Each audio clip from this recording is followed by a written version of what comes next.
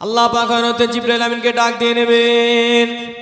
ও যুবকেরা, ও আমার মুরব্বী বাপ জানেরা, মায়েরা, বোনেরা, মহিলারা, আল্লাহ পাক ডাক দিয়ে নেবেন। আল্লাহ পাক ডেকে নেবেন, জিবরাইল আমিন চলে যাও, চলে যাও, আমি আল্লাহ আমার আরশে আজিমে চলে যাও। নূরের একটি মালা রাখা আছে, যে মালাতে কিছু পানি রাখা আছে। হযরত জিবরাইল আমিন আল্লাহ পাকের আরশে চলে যাবে, মালাটা এনে আল্লাহর সামনে দাঁড়িয়ে যাবে। আল্লাহ পাক ডেকে নেবেন, ও জিবরাইল আমিন চলে যাও, চলে যাও, এই মালাটা নিয়ে আমার আযাবে জাহান্নামে ফেলে দাও। আল্লাহ পাকের কথা অনুযায়ী আল্লাহ পাকের ফেরেশতা হযরত জিবরাইল আমিন টুকটুক টুকটুক করে আযাবে জাহান্নামে চলে যাবে। সেই মালা থেকে এক ফোঁটা পানি যেই না জাহান্নামে দিয়ে দেবে, আযাবে জাহান্নাম খানা ধপ করে নিভে যাবে। জোরে বলুন সুবহান, আর একটু জোরে বলুন সুবহান। ও যুবকেরা, ও আমার মুরব্বী বাপ জানেরা, মায়েরা, বোনেরা, মহিলারা, ফেরেশতা চলে আসবে, আল্লাহ পাকের সামনে দাঁড়িয়ে যাবে। ও রাব্বি আল্লাহ পাক, এই পানিটা কোথাকার পানি? এই পানিটা এত দামি পানি, এই পানিটা এত মূল্য পানি, কোথা থেকে আসলো পানি? আল্লাহ পাক জানিয়ে দেবেন, আল্লাহ পাক শুনিয়ে দেবেন। জিবরাইল আমিন দুনিয়া জমিনে আমার যে সকল বান্দা বান্দি আমি আল্লাহ আমার আযাবের ভয়ে, আমার কবরের ভয়ে, আমার জাহান্নামের ভয়ে দুনিয়া জমিনে রাতের ঘুমটা হারাম করে, আরামের বিছানাটাকে হারাম করে আমি আল্লাহ নিজের গুনাহের দিকে তাকিয়ে আমার কাছে ঝরঝর করে কেঁদেছে, চোখ থেকে দুফোঁটা পানি ঝরিয়েছে।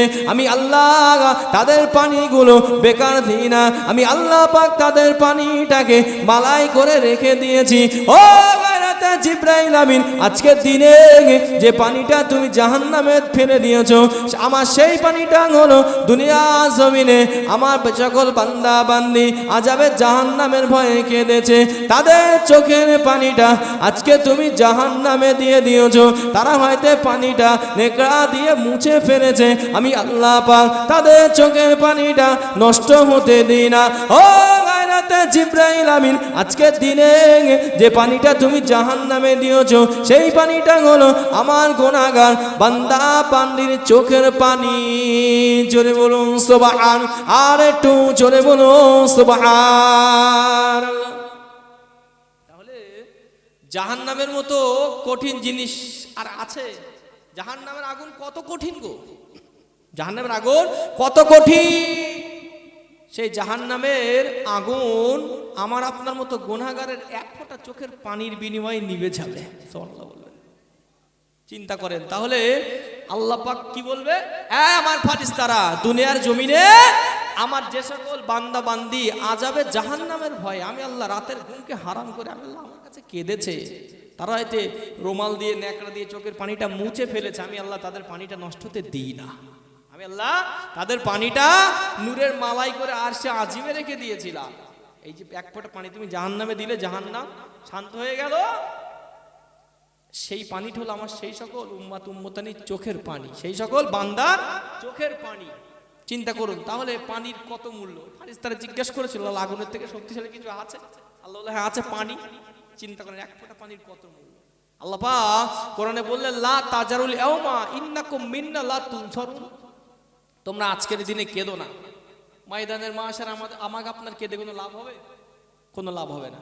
দুনিয়ার জমিনে আমাকে আপনাকে কাঁদতে হবে। যদি কাঁদি আমি আপনি, যদি দুনিয়ার জমিনে চোখ থেকে এক ফোঁটা পানি ফেলতে পারি, ময়দানের মাশারে আমার আপনার জন্য সেই চোখের পানিটা নাজাতের জরিয়া বিনে যাবে। পরকালে কেঁদে কোনো লাভ হবে না। কেন? পরকালে আল্লাহ পাকের নাম কি থাকবে? আল্লাহ থাকবে। আল্লাহ পাকের নাম আল্লাহ থাকবে। আল্লাহ কোরআনেই তো বললেন, লিমানিল মুলকু আল ইয়াউম, আজকের দিনের রাজত্ব কার হবে? বান্দা ভয়তে থরথর করে কাঁপবে, আল্লাহ নিজেই জবাব দেবে, লিল্লাহি ওয়াহিদিল কাহ্হার। কাহ্হার নামটা শুনে কেমন একটা ভারী ভারী মতো লাগছে না? ভয় ভয় গম্ভীর ভাব। আল্লাহ বলছে লিল্লাহি ওয়াহিদিল কাহ্হার, আজকের দিনের রাজত্ব কাহ্হারের। মুসাদ্দাদ কষ্ট, আল্লাহ শক্ত হয়ে যাবে কিয়ামতের ময়দানে। সেদিনকে আর কোনো মন গলানো কাদা চলবে না। তাই আল্লাহ বললেন, লা তাজারুল ইয়াউমা ইন্নাকুম মিন্না লা তুনসারুন, তোমরা আজকের দিনে কেঁদো না। কেন? আজকের দিনে তোমাদের কান্না কোনো কাজে আসবে না। তোমাদের কাঁদার দরকার ছিল কোথায়? দুনিয়ার জমিনে আমরা কাঁদি, এই এতগুলো মানুষ আমরা বসেছি, কেউ বলতে পারবো বুকে হাত দিয়ে জীবনে তো আমরা গোনা প্রচুর পরিমাণে গোনা করে ফেলেছি। রাতের আধারে বালিশে মাথা দিয়ে কখনো আল্লাহ পাকের কাছে হাত তুলে আমরা কেঁদেছি বলতে পারবো? কি আরামের বিছানা বাদ দিয়ে আমরা যায় নামাজটা বিছিয়ে আল্লাহ পাকের কাছে কেঁদেছি, আল্লাহ জীবনে বহু গোনা করেছি, আল্লাহ আল্লাহ আপনি ক্ষমা করে দেন। আল্লাহ যদি আপনি মাফ না করে দেন তাহলে পরকালে আমাদের ঠিকানা তো জাহান্নাম হয়ে যাবে। আল্লাহ কোনোদিন ভেবেছি? অথচ জাহান্নাম কত কঠিন। আল্লাহ নবী মদিনা মসজিদে সাহাবাদের নিয়ে ওয়াজ করেন। ও যুবকেরা, ও মা মুরব্বি বাপ জানেরা, মায়েরা গা বোনেরা মহিলারা, আল্লাহ নবী মদিনা শরীফের মসজিদে সাহাবাদের করলে ওয়াজ করে, আল্লাহ নবী সাহাবাদের করলে বয়ান করে। আল্লাহ নবী জানতে চাইলেন, আল্লাহ নবী শুনতে চাইলেন, ও বাবা সাহাবারা এখনই একটা আওয়াজ হলো বাবা, তোমরা কি আওয়াজটা তোমাদের কানে শুনতে পেয়েছো নাকি? ইয়া রাসূলুল্লাহ হাবিবাল্লাহ, আল্লাহ পাকের নবী আওয়াজটা আমরা কানে শুনেছি হুজুর, কিসের আওয়াজ বলতে পারবো না হুজুর, কিসের আওয়াজ জানি না হুজুর। আল্লাহ পাক জানিয়ে দেবে, আল্লাহ নবী শুনিয়ে দিলেন, আল্লাহ নবী জানিয়ে দিলেন। ও বাবা সাহাবারা, আল্লাহ পাক এখান থেকে 70 বছর আগে জাহান্নামের মুখ থেকে একটা পাথরটা ছেড়ে দিয়েছিল। গড়িয়ে গড়িয়ে গড়িয়ে গড়িয়ে সেই পাথরটা 70 বছর পরে জাহান্নামের তলায় গিয়ে পড়েছে। ও বাবা সাহাবারা, যে আওয়াজটা তোমরা শুনতে পেলে বাবা, সেই আওয়াজটা অন্য কোনো আওয়াজ নয় বাবা, জাহান্নামের মুখ থেকে আল্লাহ পাকের ছেড়ে দেওয়া পাথর গড়িয়ে গড়িয়ে 70 বছর পরে জাহান্নামের তলায় গিয়ে পড়েছে। সেই আওয়াজটা তোমরা শুনতে পেলে। জাহান্নাম কত ডিপ, জাহান্নাম কত গভীর।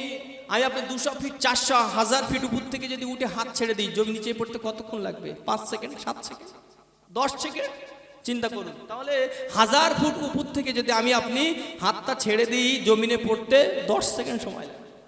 আর আল্লাহ পাক জাহান্নামের মুখ থেকে পাথর ছেড়ে দিয়েছে, আর জাহান্নামের তলায় পড়ছে ক বছর পরে? ক বছর? 70 বছর। তাহলে জাহান্নাম কত গর্ত বলে, জাহান্নামের ডিপ কত? কেতাব এসেছে জাহান্নামকে যদি একটা সূচ, বাড়িতে মায়েরা বোনেরা সে কেতা সেলাই করে, যদি ওই রকম একটা সূচ দিয়ে জাহান্নামকে ছিদ্র করে দেওয়া হয়, তাহলে যদি সেই ছিদ্র দিয়ে আগুনের তাপ, আগুন নয় জাহান্নামের আগুনের তাপ যদি দুনিয়ার জমিনে আসে, কিয়ামত পর্যন্ত পৃথিবীতে সবুজ গাছপালা জন্ম নেবে না। কিয়ামত পর্যন্ত পৃথিবীতে সবুজ গাছপালা তৃণলতা জন্মাবে না। চিন্তা করেন তাহলে জাহান্নামের আগুন কত কঠিন। বলেন আমার আপনার এই সাদা শরীর কোথায় যাবে বলেন? আমরা দেখবেন বাড়িতে আমরা বিশেষ করে মায়েরা বোনেরা যারা দেখবেন দামি দামি তেল, সাবান, শ্যাম্পু ইউজ করে, করে না? করে না? বডি ওয়াশ, বডি লোশন ব্যবহার করে না? ব্যবহার করে। আচ্ছা বলেন, এই যে শখের শরীর, এই শখের বাদান মারা যাবার পরে কোথায় যাবে বল? আমল কিছু করতে পেরেছি? পারিনি তো। যখন আল্লাহ পাকের আযাবে জাহান্নামে যাবে তখন বলেন পরিণতিটা কি হবে বলেন? হ্যাঁ, পোকায় ঘুরে ঘুরে খাবে না? খাবে। আমাদের ধৈর্য সবর বলে তো কিচ্ছু নাই, আছে? কিচ্ছু নাই।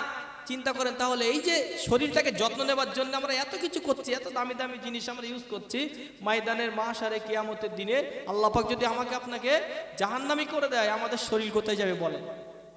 কোথায় যাবে? এই মনে করছেন জাহান্নামের আগুনটি যেই দেবে আর আমার আপনার শরীরটা ছাই হয়ে যাবে, পুড়ে হয়ে গেল? না। আমি আপনি যখন জাহান্নাম, আল্লাহ পাক জাহান্নামী বান্দারা, আল্লাহ পাকের জাহান্নামী বান্দা বান্দা আল্লাহকে বলবে, আল্লাহ এই যে আমরা একবার পুড়ে ছাই হয়ে গিয়েছে, আল্লাহ এই পর্যন্ত স্টপ থাক। আল্লাহ বলবে না, আজকে তোমরা একবার কামনা ধ্বংস কামনা করো না, তোমরা বারবার ধ্বংস কামনা করো। মানে আগুনতে দেওয়া হবে, পুড়ে ছাই হয়ে যাবে, আল্লাহ পাক আবার ফেরে আবার বডি তৈরি করে দেবে আগের মতো, আবার আগুনতে দেওয়া হবে, আবার পুড়ে ছাই হবে। এমন শুধু লাগাতার হতেই থাকবে। এরকম নয় যে একবারে দিল আর কি হয়ে গেল, ছাই হয়ে গেল, না, আল্লাহ পাক বারবার দিতে থাকবে। তাহলে চিন্তা করুন এই শখের শরীর। যখন কবর, আমরা তো দেখি কত মানুষ মারা যায়, দাফনের সময় কবরে পানি উঠে যায়, যায় না? যায় না? বালতি দিয়ে পানি, বালতি দিয়ে প্লেট দিয়ে দিয়ে পানিগুলো কেটে কেটে ফেলে মাইয়েতকে দাফন করা হয়, তাই তো? চিন্তা করেন তাহলে এই যে শখের, আমার আপনার শখের শরীর, হাড় কাটা পরিশ্রম করে 2 তলা বিল্ডিং বানিয়েছি, প্লাস্টার রং চং করে দিয়েছি, গাড়ি বাড়ি করেছি, ব্যাংক ব্যালেন্স করেছি, বলেন কি হবে? কোনো কাজে আসবে? কোনো কাজে আসবে না। তাহলে তাই হুজুর বললেন আল কাইসু মানদানা নাফসুহু ও আমিলা লিমা বাদাল মাউত। তোমাদের মধ্যে সবথেকে চালাক ব্যক্তি ওই ব্যক্তি, বুদ্ধিমান ব্যক্তি ওই ব্যক্তি যে মরণের পরে কি হবে সেইটা নিয়ে চিন্তা করে। কারণ যখন কবরে শুইয়ে দেবে, যদি আমি আপনি গুনাহগার বান্দা হই, আমাদের শরীর পচতে 1 সপ্তাহ সময় নেবে না? নেবে? আমাদের তো মাটির, তো কিসের তৈরি আমরা? মিনতিন, আমরা মাটির তৈরি। তাহলে এই মাটির তৈরি জিনিস যখন মাটিতে রাখা হবে, পানি কাদার সহিত রাখা হবে, গলে যাবে না? গলে যাবে, পোকায় কুড়ে কুড়ে খেয়ে ফেলবে। আপনি বাধা দিতে পারবেন? আজকে একটা মশা বসেছে, আপনি তাড়িয়ে দিলেন, কবরের জমিনে পারবেন? পারবেন না। তা চিন্তা করেন, এখানে আমি আপনি বসেছি, এই মাহফিল সেরে বাড়িতে যাবো, কোনো গ্যারান্টি আছে? দিতে পারবো? পারবো না। তাহলে আমাদেরকে সবসময় তৈরি থাকতে হবে, সবসময় তৈরি থাকতে হবে। আল্লাহ নবী মদিনা মসজিদে সাহাবাদের করলে ওয়াজ করে। ও যুবকেরা, ও আমার মুরব্বী বাপ জানেরা, মায়েরা, গা বোনেরা, মহিলারা, আল্লাহ নবী মদিনা শরীফের মসজিদে সাহাবাদের নিয়ে নামাজ আদায় করে। আল্লাহ নবী সাহাবাদের নিয়ে নামাজ পড়ে। আল্লাহ নবী নামাজের অবস্থায় আল্লাহ নবী তাশাহুদের মধ্যে বসে আছে। ও যুবকেরা, ও আমার মুরব্বী বাপ জানেরা, মায়েরা, গা বোনেরা, মহিলারা, আল্লাহ নবী জানিয়ে দিলেন, আল্লাহ নবী শুনিয়ে দিলেন, ও বাবা সাহাবারা, আমি নবী যে নামাজের মধ্যে তাশাহুদে আছি বাবা, এবার দুই দিকে সালাম খানা ফিরিয়ে দেব বাবা। আমি নবী ডান দিকে সালাম ফিরাবো, বাম দিকে সালাম ফিরাতে পারবো কিনা আমি নবী আমারে গ্যারান্টিটুকু দেওয়া হয় না। আল্লাহ নবী সাহাবাদের নিয়ে নামাজ আদায় করছে, বইটাকে বসে আছে, এবার দুই দিকে সালাম ফিরাবে। আল্লাহ নবী সাহাবাদেরকে ডেকেছে, ও আমার সাহাবারা, এই যে ডান দিকে সালাম ফিরাবো, বাম দিকে সালাম ফিরাতে পারো কিনা বলতে পারো? চিন্তা করেন, বাম দিকে সালাম ফিরাতে পারবো কি সে গ্যারান্টি নাই।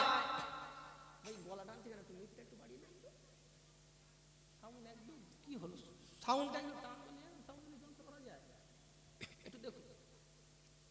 দরুদ শরীফ, আল্লাহুম্মা সাল্লি আলা।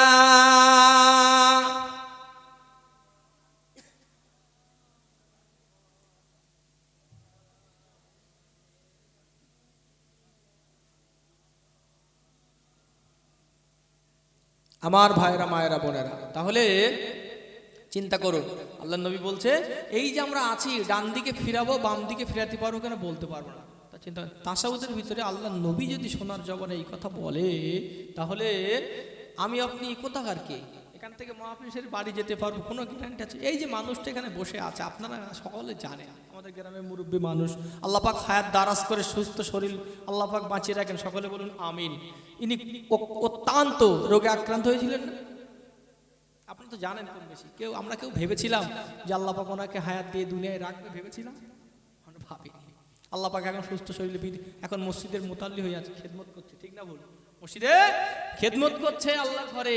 চিন্তা করুন, আল্লাহ পাক কার ডাক কখন এসে যাবে কেউ আমরা বলতে পারবো না। তাহলে চিন্তা করুন, আমাদেরকে ভাবতে হবে সর্বদাই মরণের জন্য অ্যাক্টিভ। এক ছাত্র তার শিক্ষককে প্রশ্ন করছে, হুজুর সপ্তাহের কোন দিনে আমল করা সব থেকে উত্তম? সপ্তাহের কোন দিনে আমল করা সব থেকে বেশি ভালো? শিক্ষক কিছুক্ষণ নীরব থেকে বললেন, বাবা তোমার মরণের আগের দিন আমল করাটা সব থেকে উত্তম, মরণের আগের দিন আমল করা সব থেকে ভালো। বললেন, হুজুর আমি প্রশ্ন করলাম কি, আপনি উত্তর দিলেন কি? আমি কবে মরবো আমি সেটা জানবো কিভাবে? বাবা তুমি যেহেতু জানো না তুমি কবে মরবে, ফলে তুমি মরণের জন্য নিজেকে প্রস্তুত রাখো সর্বদাই। মনে করো তুমি এক্ষুনি মারা যাবে, মনে করো এক্ষুনি মারা যাবে, এই ভেবে তুমি আমল করতেই থাকো। বলুন না সুবহানাল্লাহ। তাহলে আমাকে আপনাকে সর্বদাই আমলের জন্য কি থাকতে হবে? রেডি থাকতে হবে, তাই তো নাকি? জি। চিন্তা করুন, সারা জীবন আজকে বালিশি মাথা দিয়ে তখন শুয়ে পড়বে, ভাববেন, দুটো ভাগ করবেন, নেগেটিভ আর পজিটিভ কাজগুলো, ভালো আর মন্দ কাজগুলো।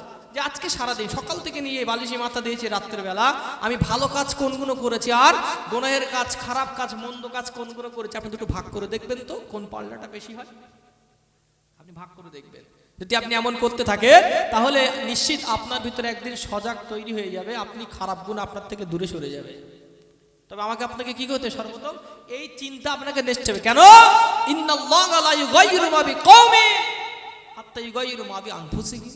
আমি আল্লাহ কোন জাতি, কোন কওমকে এতক্ষণ পর্যন্ত পরিবর্তন করি না যতক্ষণ তারা নিজেরাই পরিবর্তনের দিকে এগিয়ে না যায়। তাহলে আমি আপনি কি হেদায়েতের পথে চলবো? আল্লাহকে আমাদের চালিয়ে দেবে? আমাকে আপনাকে আগে গুনার কাছ থেকে দূরে সরে নিজেকে বাঁচিয়ে ভালো কাজের দিকে অগ্রসর হতে হবে। তবে আল্লাহ সেই ভালো কাজের পন্থাটাকে কি করে দেবে? রাস্তাকে সহজ করে দেবে। আগে আমার আপনার নিয়তটা আসতে হবে, তারপরে, তার আগে নয়। তাহলে চিন্তা করুন, যে কথা বলছিলাম, আল্লাহ নবী সাহাবী হযরতে আব্দুল্লাহ আনসারী রাদিয়াল্লাহু আনহু, কত কষ্ট সাহাবাদেরকে গিয়েছে। একটা পোশাকে হুজুর, একটা পোশাকে স্বামী স্ত্রী নামাজ আদায় করতেন, বাড়িতে গর্ত করে রাখতেন, তাই না? জি, বাড়িতে গর্ত করে রাখতেন। আজকে আমাদের এমন কোনো ব্যাপার আছে নাকি যে আমাদের খাওয়া হয় না? আমাদের একটা পোশাক, এই পোশাকটা নোংরা হয়ে গেলে আর পোশাক নেই গায়ে দেওয়ার মতো, এমন কেউ আছে? কেউ নাই।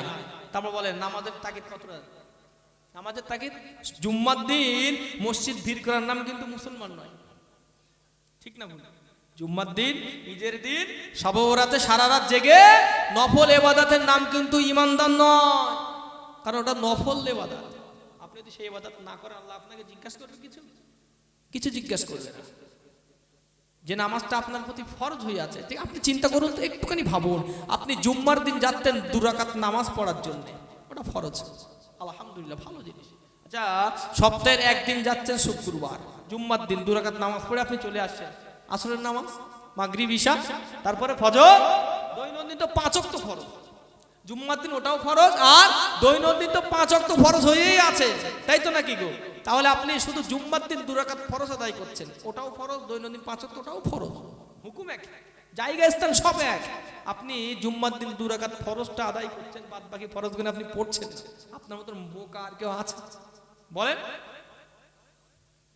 তাহলে চিন্তা করুন,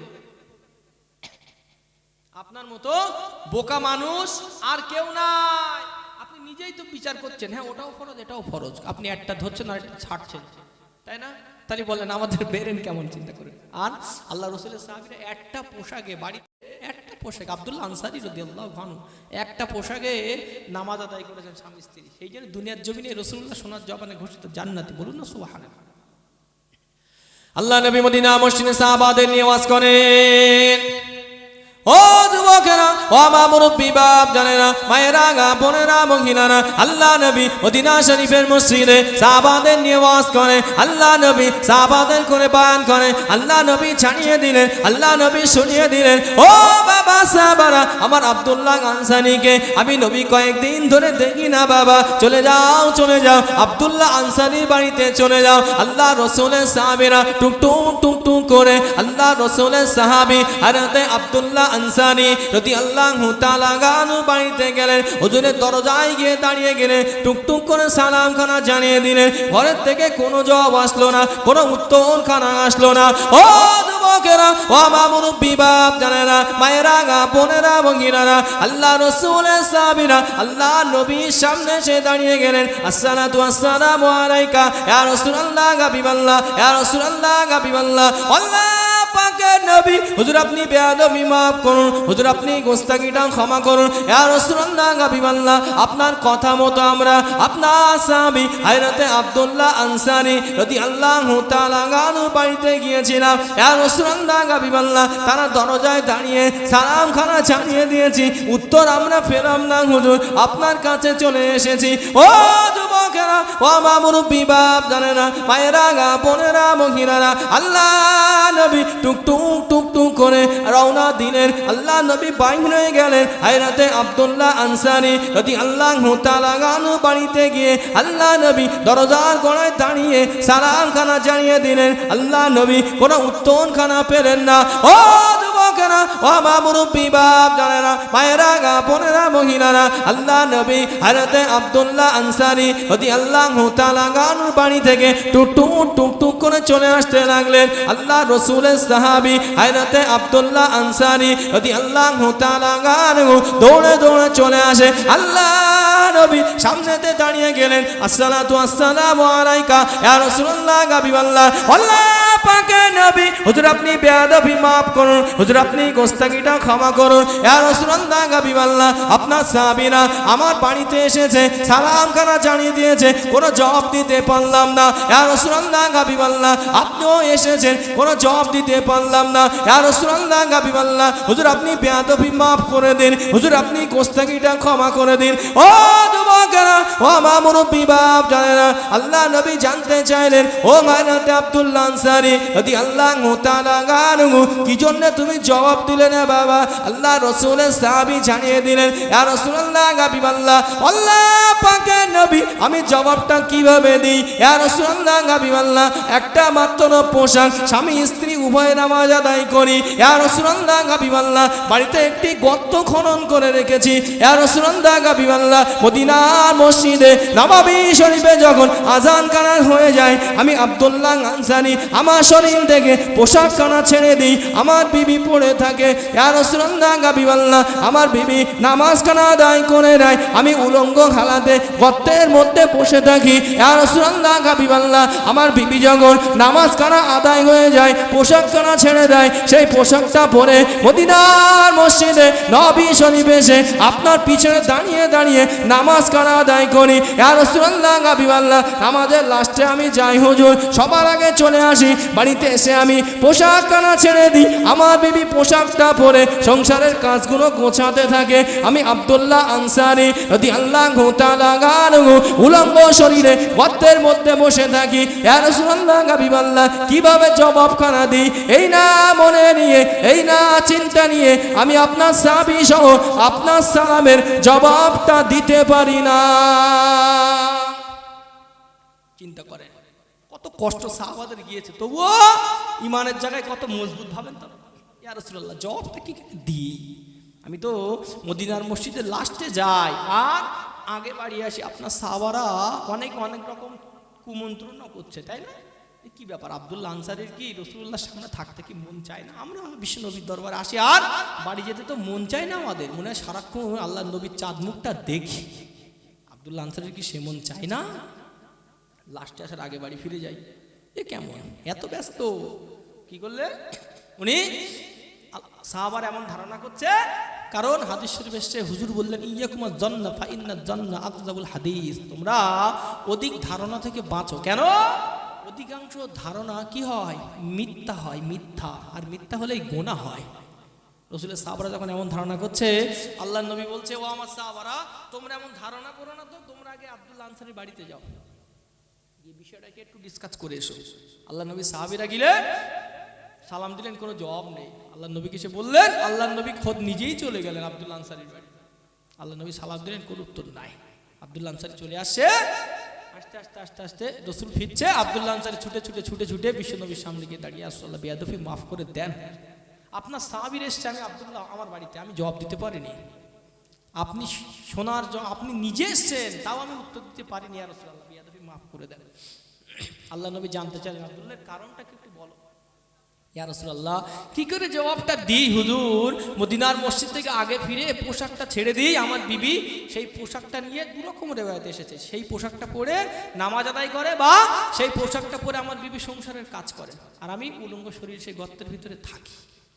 ইয়া রাসূলুল্লাহ, আপনার সাহাবারা যখন এসে সালাম দিচ্ছে, আমি কানে শুনতে পাচ্ছি আপনার সালাম, আমি আব্দুল্লাহ আনসারী কানে শুনতে পাই, কিন্তু জবাব দিতে পারছি না। কি করে দেবো হুজুর? শরীরে তো পোশাক নাই, জবাব দিলে তো খুলতে হবে দরজা।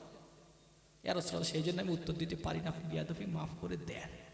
আল্লাহ নবী নূরের চোখ দিয়ে ঝরঝর করে পানি পড়ছে, এত কষ্ট সাহাবা, এত কষ্ট। আল্লাহ নবী হযরত আব্দুল্লাহ আনসারীকে জানিয়ে দিলেন, ও হযরত আব্দুল্লাহ আনসারী রাদিয়াল্লাহু তাআলা আনহু, আমি রাসূলুল্লাহ জানিয়ে দিলাম, আমি নবী তোমার উপরে রাজি হয়ে গিয়েছি বাবা, আমি রাসূলুল্লাহ তোমার উপরে খুশি হয়ে গিয়েছি বাবা। আমার আল্লাহ পাক খুশি হয়ে গিয়ে আমার আল্লাহ পাক তোমার জন্য হুকুমখানা নাযিল করে দিলেন। ও যুবকেরা, ও আমার মুরব্বি বাপ জানেরা, মায়েরা, বোনেরা, মহিলারা, আল্লাহ নবী সোনার জবানে জানিয়ে দিলেন, আল্লাহ নবী সোনার জবানে শুনিয়ে দিলেন, ও বাবা আব্দুল্লাহ আনসারী রাদিয়াল্লাহু তাআলা আনহু, আমি রাসূলুল্লাহ জানিয়ে দিলাম, আল্লাহ পাক তোমাকে জান্নাতি ঘোষণা করে দিলেন। জোরে বলুন সুবহান, আর একটু জোরে বলুন সুবহান। তাহলে চিন্তা করুন, আমাকে আপনাকে আব্দুল্লাহ আনসারী একটা পোশাকে কিভাবে দুনিয়ার জমিনে জান্নাত ক্রয় করে নিয়েছে, আর আমাদের ঘরেতে বাক্স ভর্তি, শোকেস ভর্তি কাপড়, সব কি করা, পোকা ধরে যাচ্ছে, ঠিক না বলুন? তাও আমরা নামাজ পড়ি। আল্লাহ পাক আমাদের সকলকে শোনাও বলার থেকে বেশি বেশি আমল করার তৌফিক দিয়ে সকলের আমিন। হুজুর চলে এসেছে, যারা এদিক ওদিকে সব ছড়িয়ে ছিটিয়ে আছেন, সকলে পাক মাহফিলে এসে বসেন। দরুদ শরীফ, আল্লাহুম্মা সাল্লি আলা